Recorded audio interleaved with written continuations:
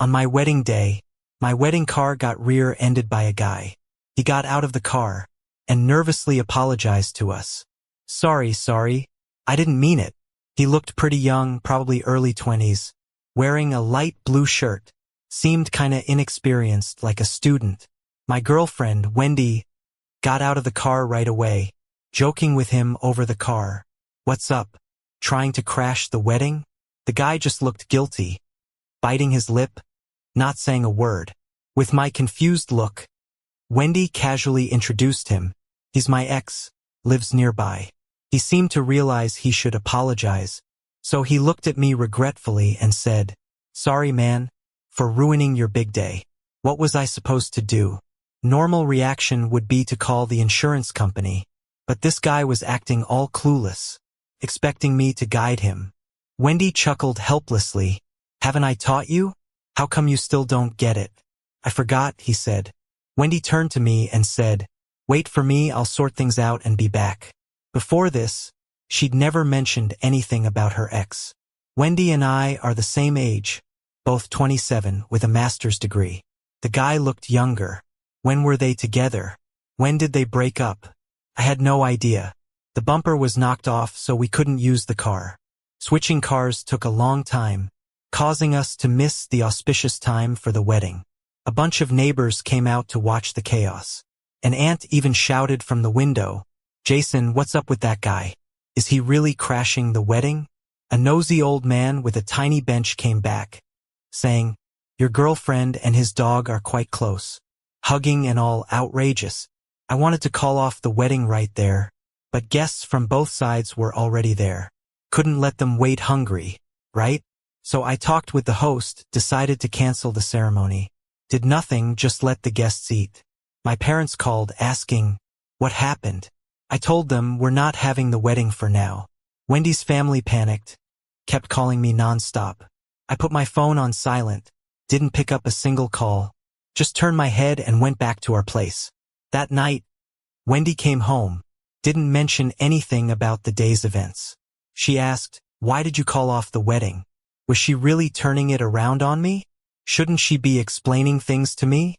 Wendy paused while putting her keys down, casually said, "It's just my ex. I didn't expect him to bump into the car. Pure coincidence. Don't overthink it. We met through a matchmaker, so we're direct with each other. Since it's your ex, I don't think it's necessary for you to handle his insurance." Wendy took off her jacket, sat across from me, calmly started. "I helped him buy John's car. I handled his insurance. If he messes things up, it delays your compensation. Your parents spent $300K on the wedding car. Can't just leave it broken, right?" Wendy's logic was strange. Worried about not getting money, she helped the perpetrator run insurance. She should be an insurance agent with how active she was. "When did you break up with John?" "Half a year ago." Amicably, Wendy didn't hide, because of personality differences. She wiped her face. "Sweetie, we've had a long day. Let's not let this affect us." She grabbed a towel nearby. "You go to sleep, I still have work to do." Then she went to the bathroom. No follow-up explanation. That ambiguous attitude made me laugh from anger. Wendy and I planned the wedding before marriage. No marriage certificate yet. With an ex suddenly popping up, I thought there's no need for the certificate now. But our place was co-purchased by my family and hers. Our names were both on the property deed. Sorting properties, talking it over with parents, all took time. Repairing the car cost thousands. According to Wendy, John couldn't come up with that much money. I told Wendy that's my wedding car. No matter what, compensation is necessary. Now, I just want to get her name off the deed and get my compensation, then break up. Wendy got really busy over the next few days. She openly told me, "I'm going to the insurance company with John. There's a problem on John's end, going to check it out." When both parents asked about the marriage certificate, I kept postponing, secretly consulted a lawyer about the property. Turns out, the absurd actually happened to me. I left some documents at home, so during the office lunch break, I went home to get them. The moment I walked in, I heard voices in the bedroom. Thought my parents had come over. Pushed the door open. Wendy was dressed lightly, lying on John, her face flushed. You said you didn't miss me. Her eyes dazed, still don't. But her hands betrayed her thoughts. They left my wedding bed in a mess. The sheets I picked had John's hair all over them, smelled like his cheap cologne. Disgust overwhelmed me. What were they playing at? Trying to rekindle the flame? Bang. The door hit the wall and bounced back. The loud noise made John jump. Blushing, he looked over. Wendy's gaze gradually cleared. Holding John by the waist, she sat up, wrapped him in a blanket. You go ahead. I'll handle this. John, wrapped in a blanket, dressed himself discreetly, then firmly held Wendy's arm under my gaze. I'm not over her. I'll pay you for this house. Just give me back my girlfriend. I like this decor too. How about you just leave? Holding some documents, I quietly asked, why should I leave my place? This house was grabbed by connections from my parents. Future resale value soon. Ideal for work. If not for the wedding, I'd have financed this apartment myself. Why should I move? John, confused, looked up at Wendy for a word. Wendy thought and said, we don't have to register anymore. I figured I prefer him. I didn't care who you're with. But the house has to be mine. John protested. She paid too. Why yours? Because without me, she wouldn't get a home here. I raised my phone, snapped a photo of them, getting ready to post it in her family group chat. Wendy suddenly stood up, dragged me out the door, whispered, stop making a fuss. My mom doesn't approve of us being together. What good does making a scene do for you? Oh, mystery solved. It's not that we don't get along. It's that her family won't allow it. But what does that have to do with me? I need to keep the house, and they both need to get lost. That night didn't end pleasantly. Wendy and I talked in the living room. John stayed in the bedroom. I didn't want to sit on their messed up sheets. Wendy tried hard to persuade me. You don't need the money. Can't you just take a bit more? Your parents already bought you a house. Why do you need this one? It's not about the money. I worked hard for this place. Picked everything, even the curtains. Ran to dozens of stores for them. Giving it up for some shameless ex? No way. It's my asset. Why should I just hand it over? Charity? I'm attached to this place. Seeing me hold my ground. Wendy got annoyed. Is this worth it to you? I don't like you. Got it? I was stunned. As if I liked her so much. Does she think I'm not letting go because I want her back? Anyway, Wendy and I aren't married.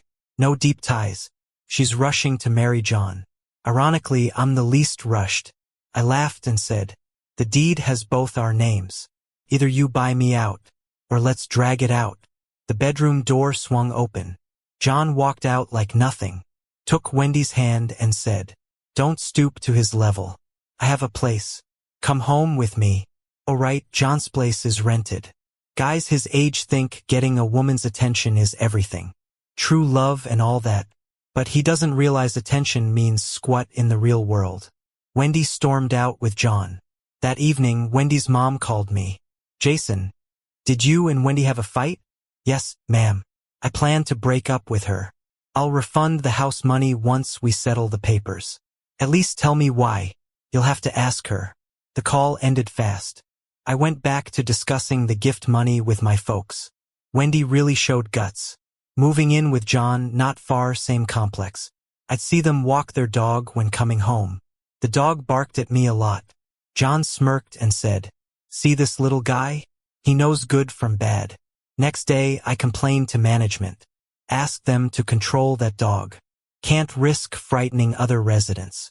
John wasn't thrilled. Publicly tagged me in the group chat. Don't go out if you're scared. Can't expect all dogs to avoid you. Meaning I was overreacting. Aimed to rally dog lovers against me. As expected, others chimed in. Right, avoid them if you're scared. Respect one another. But a neighbor came to my defense. The dog wasn't leashed. Scared my kid too. Really classy. Chat fell silent. Those who criticized me reversed. Scolded John. Don't ruin it for us dog owners. Wendy spoke up. We're sorry, we'll be careful. But she forgot to change her nickname. Both of us showed room 102. Admin asked in confusion. Wendy, Where do you live? Isn't it 102? My message delay sent proof of John's unleashed dog with Wendy kissing in tow. Tension rose in the chat. Somebody asked, 102 is a married couple, right? What is this mess? Wendy DM'd me, please take it down. I ignored her. Switched back to see chat blowing up. No way, wife flaunting with another guy. No shame. Harassing people with a dog. Really? An eyewitness neighbor went wild. Shared an audio. Saw it all. He crashed the wedding car and grabbed the bride. Dogs friendly means it's an insider. Might have been going on forever. Suddenly, John's defense fell apart.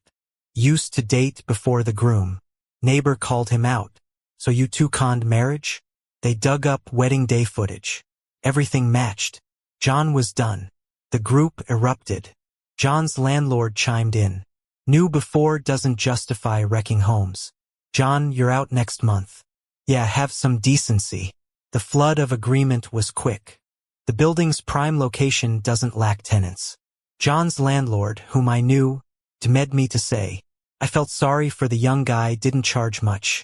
Didn't know he was a homewrecker. Later, I saw John booted from the chat. Wendy left on her own. No movement from Wendy on the property. Looks like she wants to drag it out too. There are gains and losses. Wendy and I are done. Wedding leave cancelled. Work's been tougher this month. Surpassed expectations, even got a promotion. Colleagues joked I lost in love but won at work. Insisted we celebrate. At 9:30, leaving karaoke, I bumped into John. He'd said goodbye to his friends. Then walked to stop me. Dude, can we talk? I got nothing to say to you. John doesn't care about what I say either. I pulled out my phone to call Wendy. Babe, you don't need to pick me up. I'm heading back by myself. After I said that, I had a dumb expression like, what can I do if she loves me to death? Anyway, it's on my way. I walk in front, carrying my bag, and he's trailing behind, spewing out stuff like, Wendy used to be with me. Actually, you're the third party here. I suddenly stopped, turned, and stared at him intently. I honestly wondered how much nonsense was in his head. Seeing my reaction, John escalated. Yeah, even if stealing a bride isn't classy, what can I do? I'm terrible. I love Wendy. I can't just let her go. Would you let go if you were me? Why in the world should I empathize with a piece of crap? If you two were so good together, why'd you split? My mom wouldn't let me. I just got into grad school and needed to focus on my studies. My family's an intellectual family. If I wanted to marry, it wouldn't involve you at all. Her parents would definitely prefer me. I just kept staring at him, staying silent. So why hasn't she married you yet, even if you're together now? John paused like he was hit where it hurt. He showed his ring finger with a blank expression. She already proposed that night. Promised me she'd end things with you. Seeing the ring with barely noticeable diamonds, I nearly laughed out loud. Wendy's just an ordinary worker, making just over 10K a month. After living expenses, she's not rich. Unlike our marriage, where all the gold and jewelry were complete. Even though I've returned everything, the diamond ring back then was almost blinding. I chuckled. Right now, our names are still on the same house deed. Until she marries you, you've got no future home. I should thank your wife for using her money to buy me a home, saving me from mortgage payments. Oh, proud much, huh? Beggar. John acted indifferent, as if I were the one overthinking. But judging by his expression, I knew he was fuming. That was exactly my aim. If Wendy insists on keeping the house, John would go back and make a fuss. Over time, Wendy couldn't handle it and would naturally come to settle things with me. Sure enough, a week later, I got a call from Wendy. What did you say to John? What do you want me to say? Wendy sounded curt. You didn't have to provoke him, you know. He cries every day, and he's not in great health. I impatiently interrupted her. His daily crying isn't my problem. It should be yours. If you weren't provoking my husband, would he keep bothering me about meeting your parents? Wendy's tone wasn't great either, but I caught on to the info in her words. Wanting to meet the parents? Then why haven't they met? Turns out Wendy's parents don't welcome John at all. She kept it hidden, afraid John would find out. At that moment, I didn't know if John was foolish or pitiful. Wendy didn't convince her parents, so marrying John wasn't on the cards for now. Relying on John to get the house back seemed unworkable. With no other option, I had to discuss it with Wendy's mom. In 2 weeks, I rounded up some money from relatives and friends and reached out to her. "Auntie, last time I didn't bring it up because I was worried about you." But Wendy got back with her ex. "The house was acquired thanks to my parents' connections. I can't leave it with her. Please, could you persuade her to transfer the title?" Auntie hesitated, then sighed. "My husband and I were really fond of you. We don't acknowledge any other son-in-law." Honestly, such words are just for show. No parents don't side with their child. Everyone knows a good house is valuable and everybody wants one. She apologized a lot on the phone. "How about this? I'll join you to talk things over with Wendy. Let's have a frank conversation, including that guy." Before going, I took all the necessary documents. If things went well, I hoped to settle everything within a day and cut ties with Wendy. To my surprise, Auntie had keys to Wendy and John's house, likely given by Wendy. Another subtle form of favoritism. Even if she doesn't like him, she has to support her daughter's choice. She led me inside, and we sat on the couch, ready to call Wendy. Suddenly, the entrance door opened, and laughter echoed. It sounded like a young man's voice. Next thing I know, John walked in with an ultrasound picture in hand. He was on a call with Wendy. Before his smile faded, he spotted us on the couch, waiting. For a moment, you could hear a pin drop. He slowly put down the picture, paused for a few seconds, and calmly said, "Babe, your mom and ex-husband are here." Yep, he called me an ex-husband. While I wasn't looking, he discreetly twisted his lips, with a look of disdain towards me. I didn't move or speak. Previously, Auntie didn't like John. But now, with Wendy having a kid, the situation had taken a curious turn. I knew she loved kids. She'd hinted about wanting a grandchild. Well, now someone fulfilled that wish. Sure enough, her expression had changed. Her frown eased away. When John hung up, she asked, "Wendy's pregnant?" John nodded and passed the ultrasound photo. "Yes, Auntie, it's Wendy's." After that, he gave me a confident look. John wasn't smart but nailed this one thing. He never takes the lead, leaving it to Wendy. When Wendy returned, she was out of breath. "Mom, John and I are planning to register our marriage. We won't be having a wedding." Wendy's mom replied with exasperation, "How many times do you plan to get married? Enough of embarrassing us." Wendy glanced at me, mentioning her lack of a marital home, hinting at moral pressure on me to concede the place. Auntie seemed a bit caught off guard as she started speaking. I interrupted her. "Sure thing. Since she's pregnant, go ahead and move in." The three of them froze, not expecting me to be so agreeable. John's face lit up with pride. "Exactly. The home should be for those getting married. You're not getting hitched. Where are you staying? Might as well take the money and leave."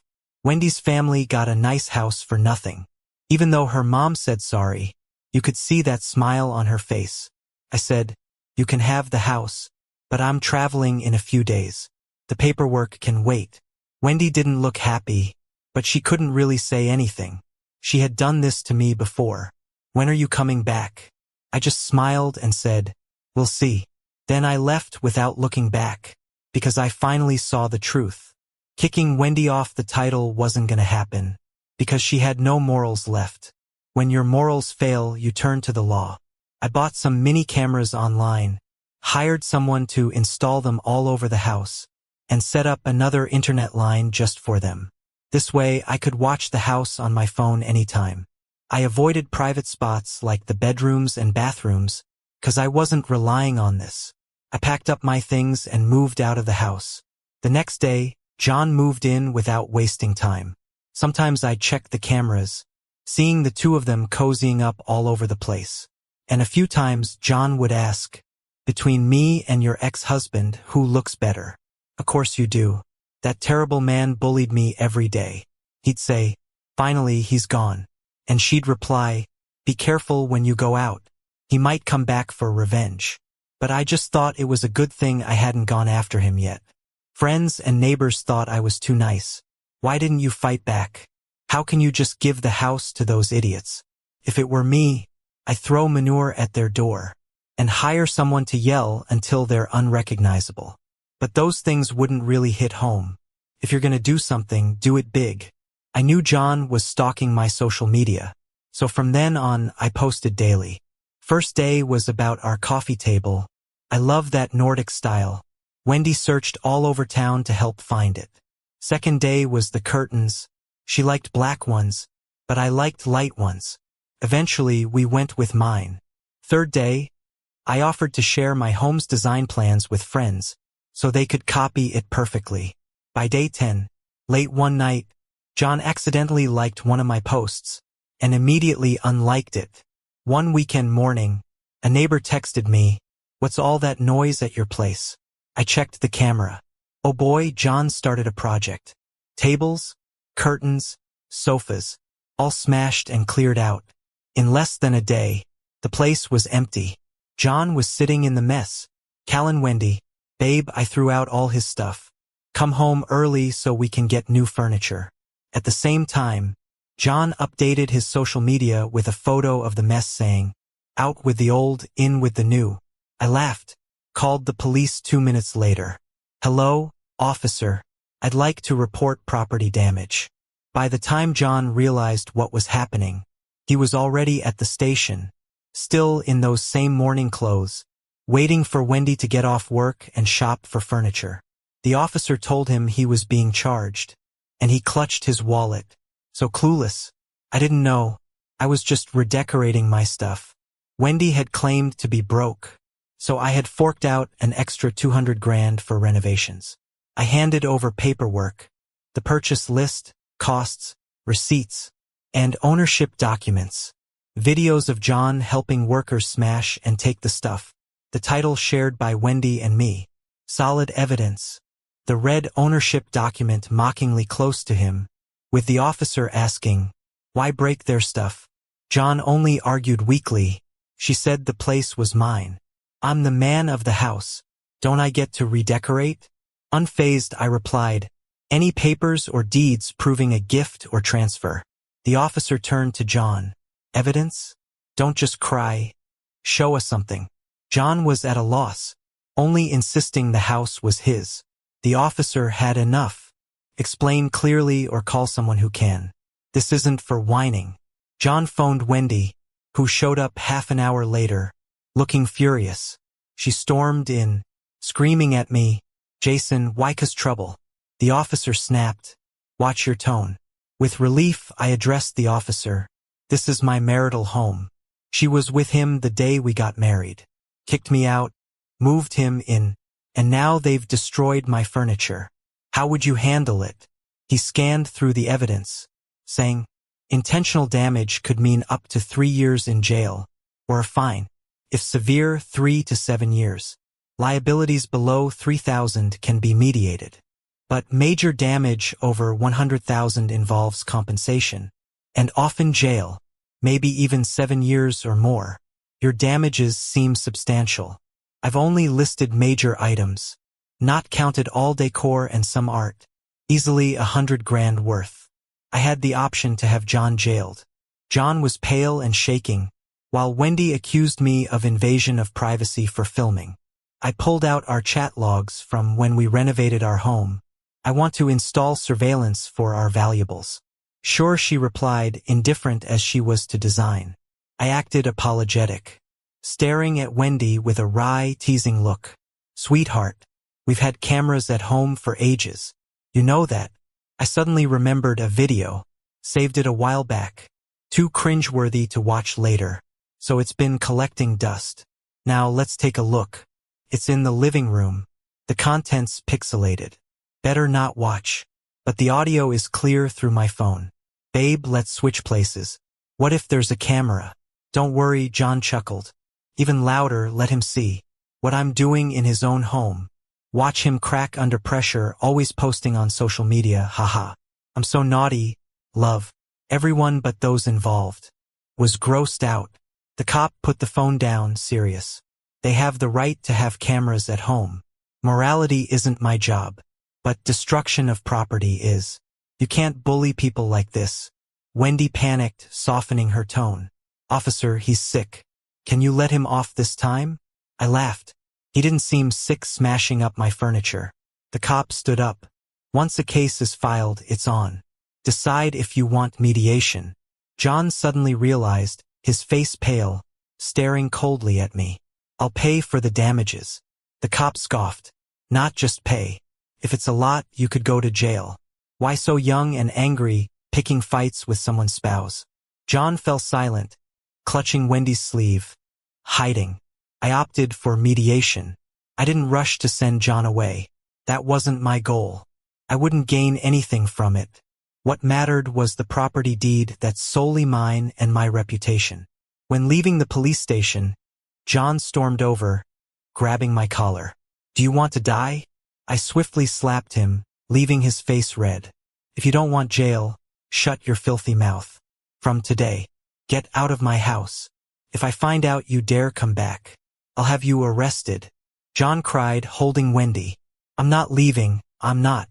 Wendy comforted him, taking a deep breath. Okay, whatever furniture's damaged, we'll pay. I'll give up the house too.